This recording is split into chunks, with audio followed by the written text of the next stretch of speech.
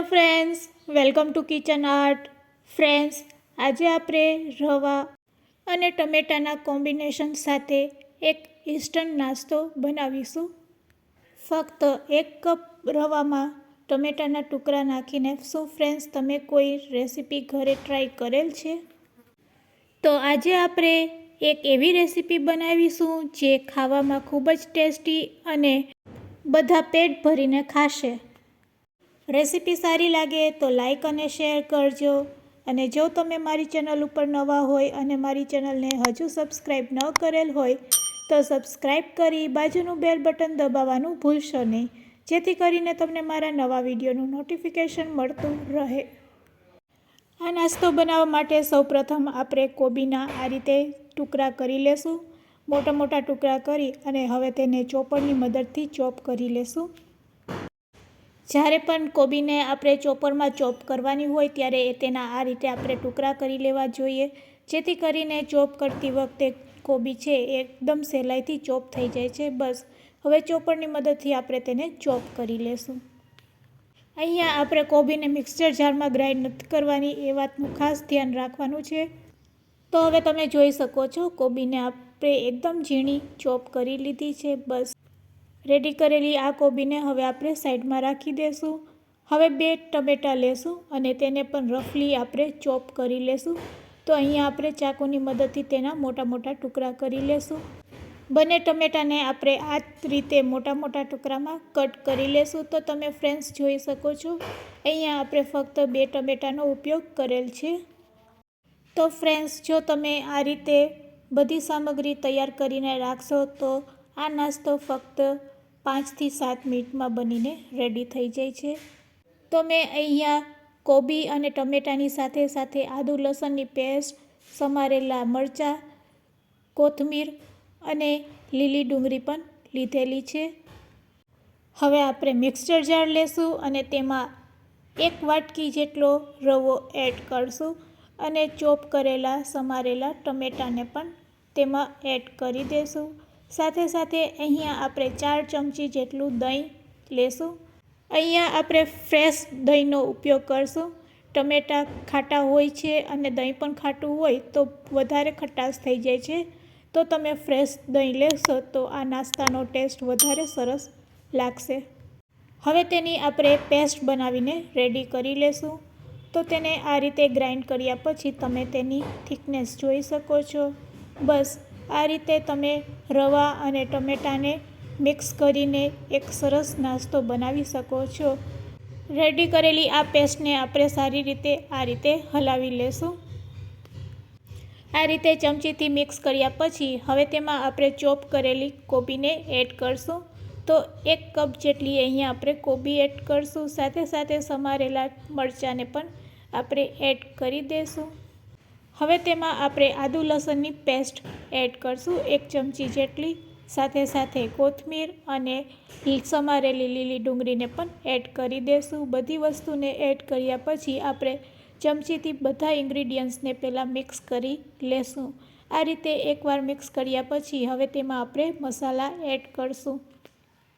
Friends, જો તમે પહેલાં ક્યારેય આ નાસ્તો ન બનાવેલો હોય તો સ્કીપ કર્યા વગર આ રેસીપી જરૂરથી ટ્રાય કરજો. ખૂબ જ સરસ લાગે છે અને ટેસ્ટી પણ લાગે છે અને બધા પેટ ભરીને ખાશે. હવે તેમાં સ્વાદ અનુસાર મીઠું નાખીશું, ચપટીક લાલ મરચું પાવડર અને ચપટીક હળદર નાખી દઈશું. અને હવે મસાલાને સારી રીતે બેટર સાથે મિક્સ કરી લેશું. તો અહીંયા આપણું બેટર રેડી છે. તેને આપણે 5 થી 7 મિનિટ રેસ્ટ આપીશું. 5 થી 7 મિનિટ રેસ્ટ આપવાથી રવો છે એ સરસ પલળી જશે. તો હવે તેને ઢાંકીને આપણે 5 થી 7 મિનિટ માટે રેસ્ટ આપીશું. 5 થી 7 મિનિટ થઈ જાય એટલે તેને ફરીથી આપણે ખોલીને ચેક કરી લેશું. હવે એક ડીશને આપણે તેલથી આ રીતે ગ્રીસ કરી લેશું. તો ફ્રેન્ડ્સ, તમે હવે સમજી ગયા હશો કે આપણે શું બનાવી રહ્યા છીએ. રવો અને ટમેટાના કોમ્બિનેશનથી આજે આપણે ઢોકળા બનાવી રહ્યા છીએ. 7 મિનિટ થઈ ગઈ છે. બેટરને આપણે ચેક કરી લેશું. તો હવે બેટર છે એ એકદમ ફ્લફી થઈ ગયું છે. રેડી કરેલા આ બેટરમાં ચપટીક આપણે ખાવાની સોડા એડ કરશું. થોડુંક પાણી નાખી દેશું એક્ટિવેટ કરવા માટે અને તેને હલાવી લેશું. સાથે સાથે અડધી ચમચી જેટલું તેમાં આપણે તેલ નાખશું. તેલ નાખવાથી ઢોકળા એકદમ સરસ બને છે. તો આપણે બસ તેમાં 1 ચમચી જેટલું કે અડધી ચમચી જેટલું તેલ નાખી દેશું. તેલને પણ સારી રીતે બેટરમાં મિક્સ કરી લેશું. હવે બેટરને કેટલું ઘટ્ટ રાખવાનું તે પણ હું જણાવી દઉં છું. તો બસ ફ્રેન્ડ્સ, અહીં આપણે તેમાં થોડુંક જ પાણી નાખશું અને થોડુંક પાણી નાખીને તેને હલાવી લેશું. બસ આ થિકનેસ જ આપણે રાખવાની છે. તો તમે હવે બેટરને જોઈ શકો છો. અહીં આપણું બેટર રેડી છે. તો હવે રેડી કરેલા આ બેટરને આપણે ગ્રીસ કરેલી પ્લેટમાં લઈ લેશું. આ રીતે પ્લેટમાં બેટરને લઈ લેશું અને પ્લેટમાં બેટરને સારી રીતે ફેલાવી દેશું. તો ચમચીની મદદથી આપણે બેટરને આ રીતે સ્પ્રેડ કરી દેશું.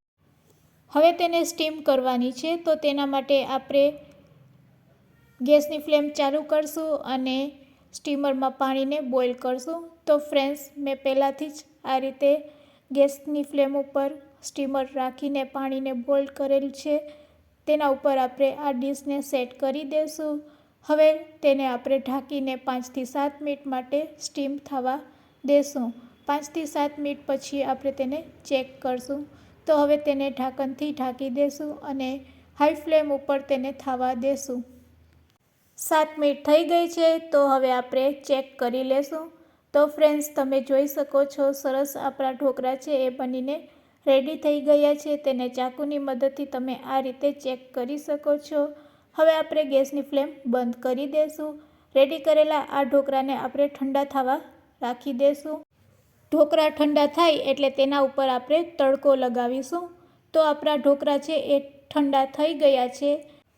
તડકા પેનમાં આપણે થોડુંક તેલ ગરમ કરીશું અને ગરમ તેલમાં રાઈ અને જીરું એડ કરી અને લીમડાના પાન એડ કરશું. રેડી કરેલા આ તડકાને આપણે ઢોકળા ઉપર સ્પ્રેડ કરી દઈશું. તો રેડી છે આપણા ગરમા ગરમ ઢોકળા સર્વ કરવા માટે. ચાકુની મદદથી તેના ઉપર આપણે કાપા લગાવીશું. ફ્રેન્ડ્સ, આ રીતે રેડી કરેલા ઢોકળા ખૂબ જ ખાવામાં ટેસ્ટી લાગે છે. ઇન્સ્ટન્ટ બની જાય છે. એકદમ યુનિક રીતથી આ ઢોકળા આપણે તૈયાર કરેલા છે. તો ફ્રેન્ડ્સ, એકવાર ઘરે જરૂરથી ટ્રાય કરજો. ખાવામાં ખૂબ જ ટેસ્ટી લાગશે. રેડી કરેલા આ ઢોકળાને હવે આપણે આ રીતે પ્લેટમાંથી દૂર કરી લેશું અને સર્વિંગ પ્લેટમાં લઈ લેશું. તો તમે ફ્રેન્ડ્સ જોઈ શકો છો ખૂબ જ સહેલાઈથી તે પ્લેટમાંથી નીકળી પણ જાય છે. તો બધા ઢોકળાને આપણે આ રીતે કાઢી લેશું. ફ્રેન્ડ્સ, આ ઢોકળા તમે આછા તેમજ જાડા બંને રીતે બનાવી શકો છો. જો જાડા ઢોકળા બનાવવા હોય તો 1 કપ વધારે રવો તમારે તેમાં એડ કરી દેવાનું. તો રેડી છે આપણા ઢોકળા સર્વ કરવા માટે. તેને સર્વિંગ પ્લેટમાં લઈ લેશું અને તેને તીખી ચટણી સાથે સર્વ કરીશું. ફ્રેન્ડ્સ, આજની આ રેસીપી તમને કેવી લાગી તે મને કમેન્ટ્સમાં જરૂરથી કહેજો અને રેસીપી સારી લાગી હોય તો શેર કરવાનું ભૂલશો નહીં. Thanks for watching. ફરી મળીશું એક નવી રેસીપી સાથે.